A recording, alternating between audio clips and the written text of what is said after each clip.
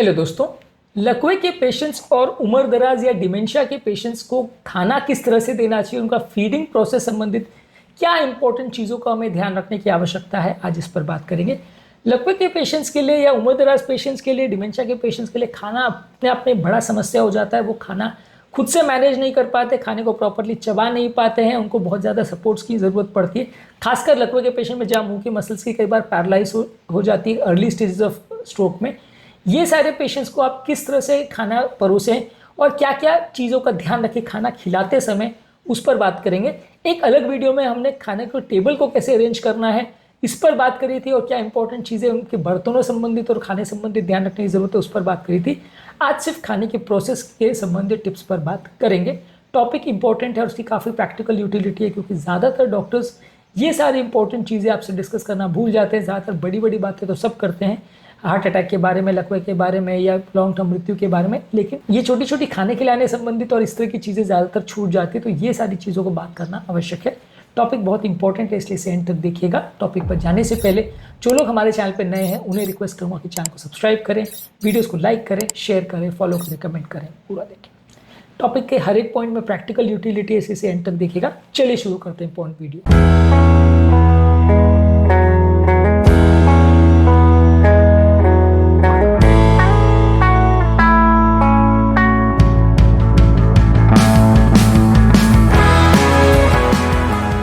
सबसे पहले तो आप पेशेंट की खाना निगलने की कैपेबिलिटी को असेस करिए। यदि कि व्यक्ति की खाना निगलने की कैपेसिटी में कोई दिक्कत नहीं है और अगर थेरेपिस्ट जो आ रहा है, जो स्पीच और लैंग्वेज के थेरेपिस्ट होता है, वो अगर प्रॉपर्ली जज कर पा रहा है कि पेशेंट खाना खाने में कोई दिक्कत नहीं है तो कोई प्रॉब्लम नहीं है, तो आप उसको रेगुलर उस हिसाब से खाना दे सकते हैं। यदि दिक्कत ज़्यादा है तो कितनी ज़्यादा दिक्कत है ये आपको असेस करना पड़ेगा। कोई पेशेंट्स ऐसा होंगे जो पूरी तरह से दूसरों पर डिपेंडेंट होंगे, ज़रा भी खुद से खाना नहीं खा पाएंगे।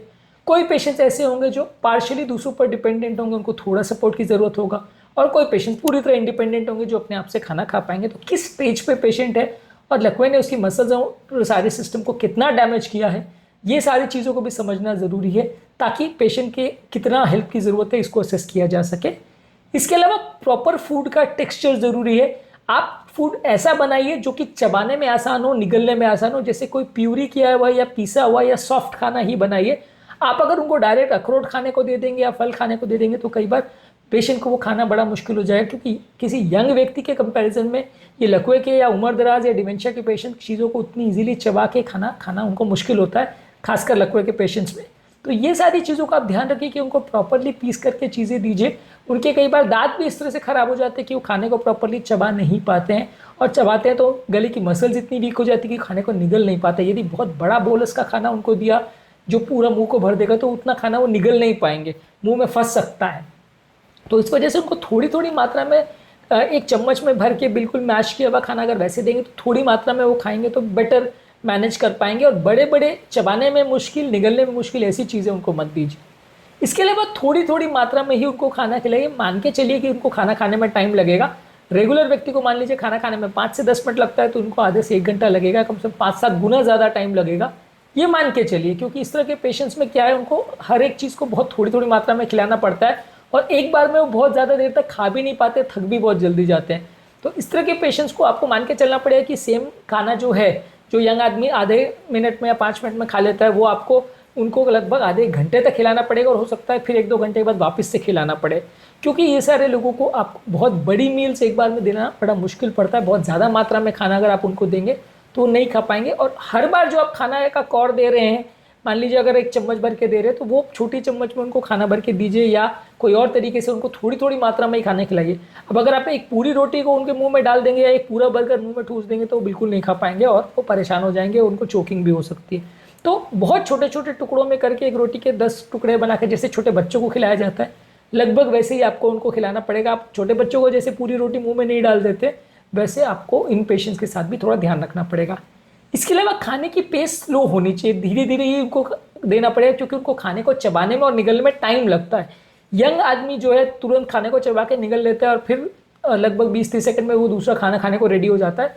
वो मान के चलिए उम्र दराज पेशेंट में उनकी स्वॉलिंग कैपेबिलिटी के हिसाब से किसी को डबल या ट्रिपल टाइम भी लग सकता है। तो इसलिए आपको थोड़ा स्लो ही चलना पड़ेगा।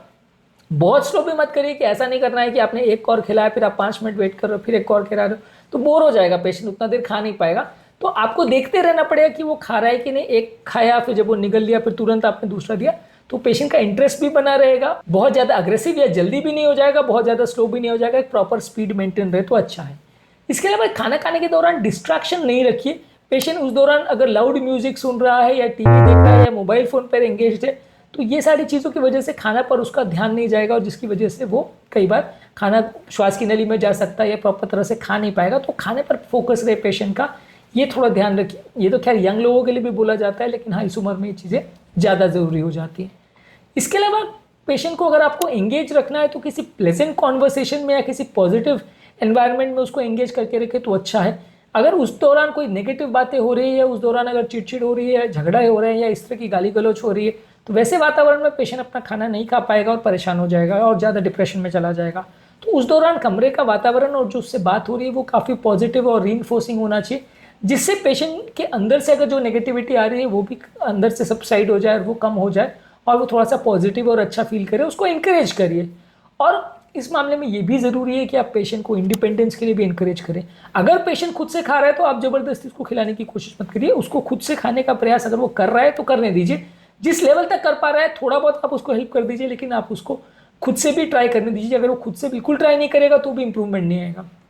आप उसको बिल्कुल अकेला छोड़ दोगे तो भी अच्छा नहीं है, और आप उसको अगर पूरा ही खाना खिलाओगे, वो खुद से खा पा रहा है तो भी अच्छा नहीं है। जितना वो स्टेप खुद से कर पा रहा है उतना उसको खुद से करने दीजिए। जो वो नहीं कर पा रहा है वहाँ पे आप उसकी हेल्प करिए। इसके अलावा अगर पेशेंट को खाना निगलने में दिक्कत आ रही है, कफिंग, चोकिंग या इस तरह की कोई प्रॉब्लम्स हो रही है या मुंह में खाना फंस जा रहा है, तो उसको थोड़ा प्रॉपरली मैनेज करिए, क्योंकि कई बार इस तरह की चीज़ों के लिए पेशेंट को ऑब्जर्व करना ज़रूरी है। और अगर पेशेंट को खाने में चोक हो रहा है तो तुरंत किसी प्रोफेशनल की मदद से या खुद पे घर पे उसको मैनेज करना आपको ज़रूरी है। ये सब चीज़ों में यदि आपने इंटरवीन करने में या पेशेंट को प्रॉब्लम अगर हो रही है, हेल्प करने में मदद नहीं की और खाना श्वास की नली में चला गया, चोक हो गया पेशेंट, तो कई बार आपको पेशेंट की जान भी जा सकती है, पेशेंट को खतरा भी हो सकता है, एस्पिरेशन भी हो सकता है। तो जो भी व्यक्ति पेशेंट को खाना खिला रहा है उसको ये सारी चीज़ों के बारे में एजुकेशन होनी चाहिए और ध्यान रखने की ज़रूरत है कि पेशेंट जो खाना खा रहा है उसको कोई दिक्कत तो नहीं आ रही है। इसके अलावा पेशेंट को बीच बीच में थोड़ा पानी भी देते रहिए। कई बार क्या है, पेशेंट का जो सैलिवेशन प्रोसेस है वो कॉम्प्रोमाइज़ हो जाता है स्ट्रोक की वजह से, तो खाना गीला करना उनके लिए थोड़ा मुश्किल हो जाता है, मुंह में फंसने लगता है, चिपकने लगता है खाना। तो इसलिए उनको बीच बीच में थोड़ा पानी भी देते रहिए। और कई बार कई लकवे के पेशेंट में थोड़ा सा थिकन फ्लूइड्स रिकमेंडेड होता है, जिसमें स्टार्च या कोई पाउडर डाल के पानी को थोड़ा थिक किया जाता है, वो पेशेंट को दिया जाता है। ये ऐसा इसलिए होता है कि कई बार आप सिंपल नॉर्मल पानी अगर पेशेंट को देते हो तो पेशेंट को निगल नहीं पाता है, वो श्वास की नली में जा सकता है। तो कई कई तरह के पेशेंट्स में थिक करके फ्लूइड को भी देना आवश्यक होता है, जो कि पेशेंट की निगलने की प्रोसेस को बेटर हेल्प करता है। इसके अलावा एक पॉजिटिव रीइंफोर्समेंट की ज़रूरत है कि पेशेंट को प्रॉपर एनकरेजमेंट करिए। उसको पॉजिटिव बोलिए कि हाँ, भले वो अच्छा ना भी कर रहा हो या भले उसकी ओवरऑल कंडीशन कॉम्प्रोमाइज़ भी हो, लेकिन आपको उसके बारे में पॉजिटिव ही बोलना है, उसको इनकरेज ही करना है कि वो अच्छा फील करे। नहीं तो पेशेंट ऑलरेडी डिप्रेशन में होता है और डिप्रेशन में चला जाएगा। इसके अलावा आपको पेशेंस रखने की ज़रूरत है, आपको शांति रखने की ज़रूरत है, क्योंकि कई बार क्या होता है, आप पेशेंट के साथ इरिटेट हो जाते हो कि यार एक रोटी खाने में आधा घंटा लग रहा है। जैसे हम कई बार बच्चों को भी चिल्ला देते हैं कि एक रोटी खाने में आपको इतना टाइम क्यों लग रहा है। तो इस तरह के लोगों के साथ हमको थोड़ा पेशेंस रखना ज़रूरी है, क्योंकि वो अपनी बीमारी की वजह से, मजबूरी की वजह से नहीं खाना खा पाते या स्लो खा पाते हैं। तो आपको थोड़ा शांति रखने की ज़रूरत है, उनके ऊपर चिड़चिड़ाना नहीं है। इसके अलावा खाना खाने के बाद आप पेशेंट को एटलीस्ट आधे घंटे तक कंटिन्यूस बिठा के रखें, ताकि वो ग्रेविटी की वजह से खाना पेट में जाए, डाइजेशन बेटर हो, रिफ्लेक्स ज़्यादा नहीं हो। और उनको तुरंत ही खाना खाते लेटा नहीं देना है। खाना खाने के बाद एटलीस्ट आधा घंटे तक उनको बिठा के रखना है। और खाना खाने के बाद आपको उनका मुंह भी क्लीन करवाना है, या किसी पानी डाल के या माउथ वॉश दे के या ब्रश करके आपको क्लीन कराना है, क्योंकि कई बार इस तरह के लोगों के मुंह में चीज़ें चिपक जाती है जिसको वो खुद क्लीन नहीं कर पाते हैं, और वो चीज़ें बाद में इन्फेक्शन हो जाती है, फिर मुंह से स्मेल आने लगती है, जो कि खाना खिलाने वाले के लिए और व्यक्ति के लिए, दोनों के लिए इरिटेशन हो जाता है। तो ये सारी चीज़ों को ध्यान रखिए, क्योंकि वो अपना मुंह भी प्रॉपर क्लीन कई बार नहीं कर पाते हैं। इसके अलावा कुछ इंपॉर्टेंट सेफ्टी टिप्स है जो आपको ध्यान रखने की ज़रूरत है। खाना अगर श्वास नली में चला जाए तो हेमलिच मनूवर क्या होता है वो आपको ध्यान रखने की ज़रूरत है, जिसमें पेशेंट के पीछे तरफ जाके आप उसको अपने ऊपर उसका वेट रख के जोर से पेट पर खींचते हैं या धक्का देते हैं तो खाना झटके से मुंह से बाहर आता है, इसे हेमलिच मनूवर बोलते हैं। ये कैफ़े वगैरह में भी जब गले में अगर हड्डी वगैरह चली जाती है तो भी ये चीज़ किया जाता है। तो इससे झटके से खाना अगर श्वास की नली में चला गया तो आ जाए वापस बाहर। ये आपकी खाना खिलाने वाले को इसके बारे में जानकारी होनी चाहिए, नहीं तो क्या सडन पेशेंट चोक कर जाएगा और आपको मैनेज करते नहीं आएगा। इसके अलावा अगर कोई इमरजेंसी फिर भी हो रही है तो इमरजेंसी में किससे कॉन्टैक्ट करना है, ये सारी चीज़ों के बारे में भी ध्यान होना चाहिए। और एक और चीज़ इंपॉर्टेंट ध्यान रखने की ज़रूरत है कि जो भी आप खाना पेशेंट को दे रहे हैं उसका टेम्परेचर भी प्रॉपर होना चाहिए। यदि खाना बहुत ठंडा या बहुत गर्म होगा तो कई बार इस तरह के लोगों का मुंह जल जाता है और वो बता भी नहीं पाते हैं। तो ये भी चीज़ों का ध्यान रखने की ज़रूरत है कि खाने का टेम्परेचर पहले आप खुद टेस्ट करके देख लीजिए कि ठीक है कि नहीं, खाने के जैसा है कि नहीं, और थोड़ा सा नॉर्मल रूम टेम्परेचर जैसा ही हो तो अच्छा है। बहुत गर्म और बहुत ठंडा खाना दोनों ही लकवे के पेशेंट या उम्रदराज पेशेंट्स के लिए अच्छा नहीं है। तो आज के टॉपिक में हमने बात करी यदि किसी व्यक्ति को उम्र ज़्यादा है, लकवा है या डिमेंशिया है तो इस तरह के पेशेंट को खाना खिलाने के दौरान क्या क्या चीज़ों का विशेष ध्यान रखने की आवश्यकता है, कौन कौन से इंपॉर्टेंट टिप्स उन्हें फॉलो करने चाहिए।